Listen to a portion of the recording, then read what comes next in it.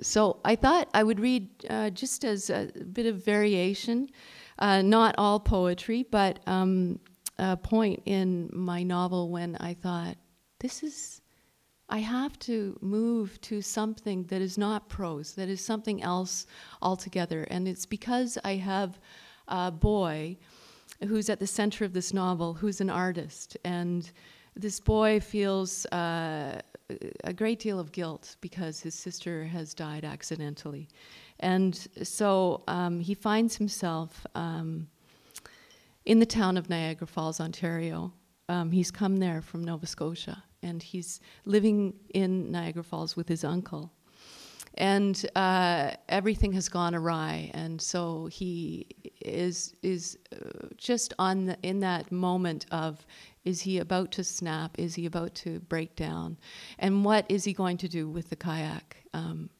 So I'll just read just a tiny little snippet.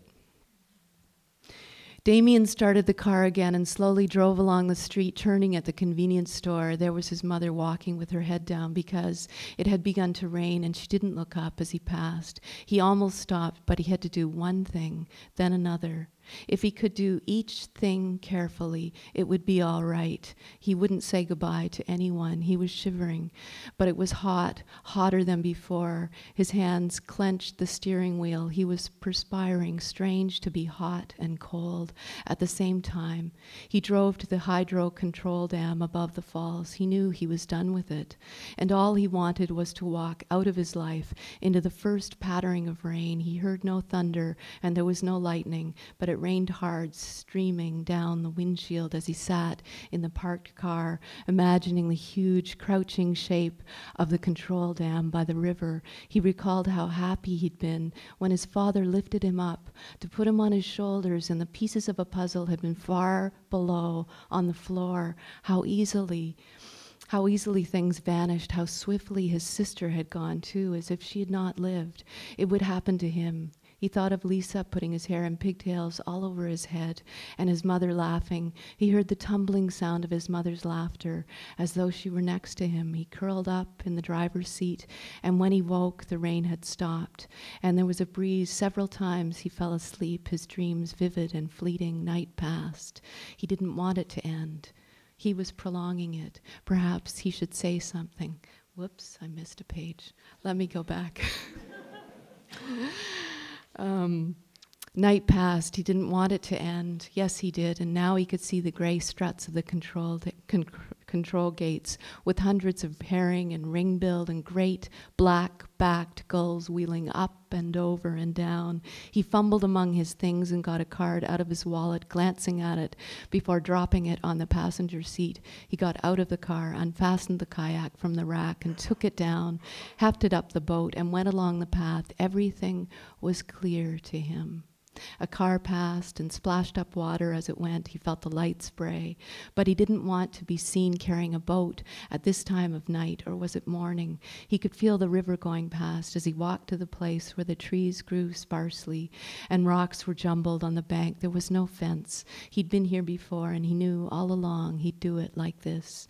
But he wanted to see the first of the light in the sky, even if he had to wait for it. He worked his way down the bank, testing each rock because they were slippery after the rain, and at the bottom he wedged the kayak between the rocks, or it was half hidden by a screen of sumac. He could make out the turbulent water. Then he went back for the box, fitting its flaps together so it would keep all the broken things inside. He was tired when he reached the yellow boat. It was too noticeable. It was colorful as a toy in a sandbox. He shifted it out of its hiding place and stowed the rattling box with its fragments as far as he could under the sturdy cross ribs at the bow. It would be hurled out into the river, but wasn't that the point? He found a sheltered place out of the rush of water, and this was where he pushed the nose of the boat into the river. He could feel the pull, but not as much as he thought, and he knew he'd be able to shove off without difficulty. There were several ducks, with 4 brown ducklings protected from the river swirling past. Just a few feet away, he pulled up the boat's rudder because it didn't matter how the current took it.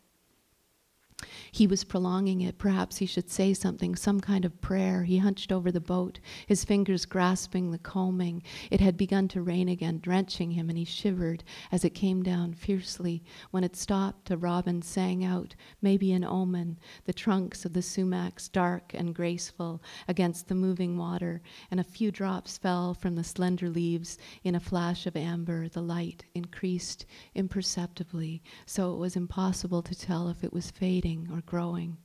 But then the dimness turned to gold. The first sunlight broke through a ragged part of the cloud. He looked up to the east and then at the control dam before passing the boat, hand over hand, onto the river, and time wasn't outside. He could feel it through his body, his head, his hands, his bones, his skin, the strong river rushing, rushing, rushing through him.